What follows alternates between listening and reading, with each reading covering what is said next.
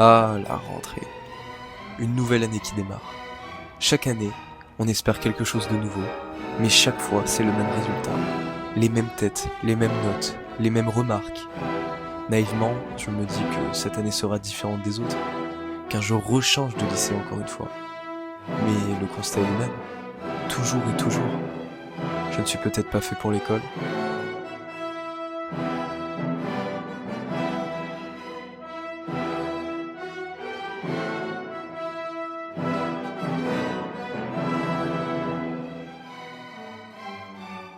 Le gardien à l'entrée a osé critiquer la taille de mes cheveux, en me hurlant dessus que c'était interdit et qu'il allait les couper si je ne les attachais pas. Mais peut-être que c'est essentiel dans le règlement du lycée. Que dis-je? Vital. J'espère au moins que les élèves sont tout aussi chaleureux.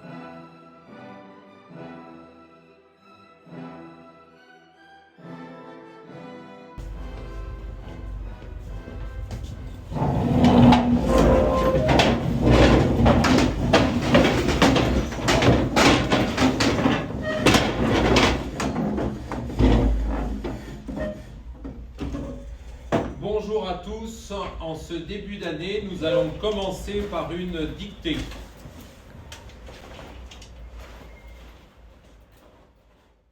Visiblement, ce doux et simple geste d'écrire sur une feuille n'avait pas été oublié.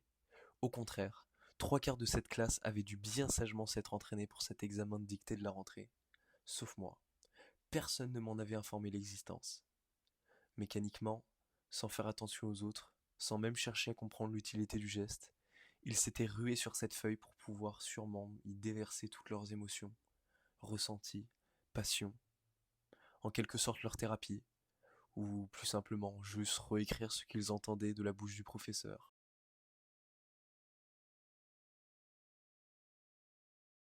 Lequel des deux serons-nous sanctionnés si on ne les respecte pas? Je ne savais pas, ce n'était pas indiqué dans le règlement.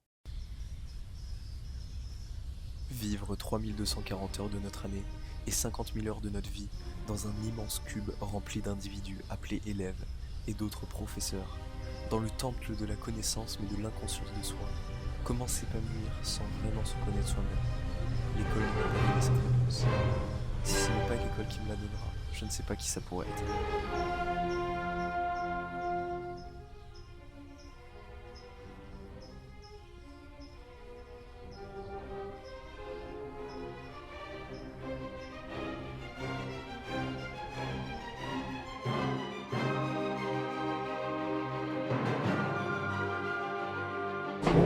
Ouverture des portes.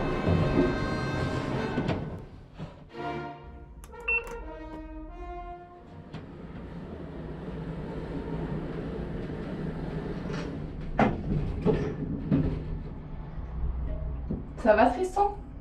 Ouais.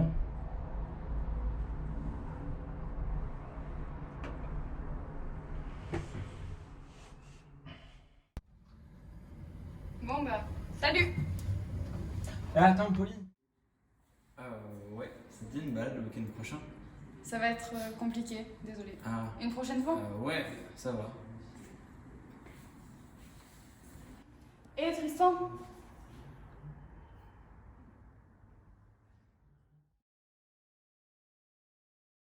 Cette fille, peut-être.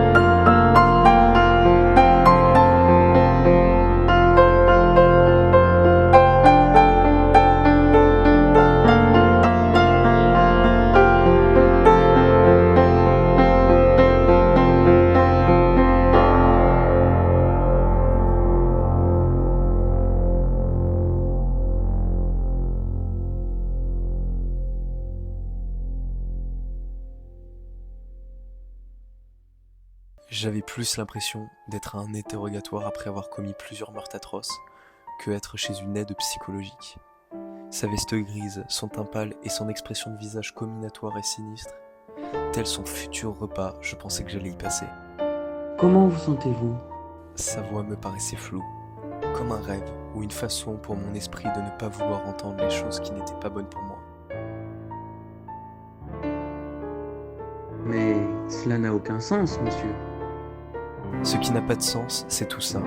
Ce numéro sur la peau, ce bureau aseptisé, sophistiqué, cette école. Et la seule chose qui ne l'est pas pour moi, c'est Polly. Faites erreur. Polly est bien morte. Et cela depuis l'année dernière. Je sais que cela est dur, et que c'est à cause de ça que votre mère a pris des rendez-vous chez moi. Mais je suis là pour vous aider. Peut-être avait-il raison. Peut-être tout ce que j'imaginais et pensais était faux. Peut-être que mon esprit s'était égaré sur la route du bien, et que je ne pourrais jamais retourner en arrière, et devenir normal, une âme pure et simple, un corps conforme et adapté. Je ne suis peut-être pas fait pour ce monde et ces gens finalement.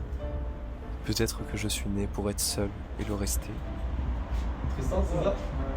Ouais, c'est moi, ouais. Ça te dit que demain tu vas te manger avec moi? Ouais, ça va carrément. T'es sûr? Ouais, chaud. Vas-y, bah je t'envoie un message ce soir, ok? Ça marche. Salut! Finalement, cette année ne sera peut-être pas la même. Il suffit parfois d'une simple attention pour se sentir vivant.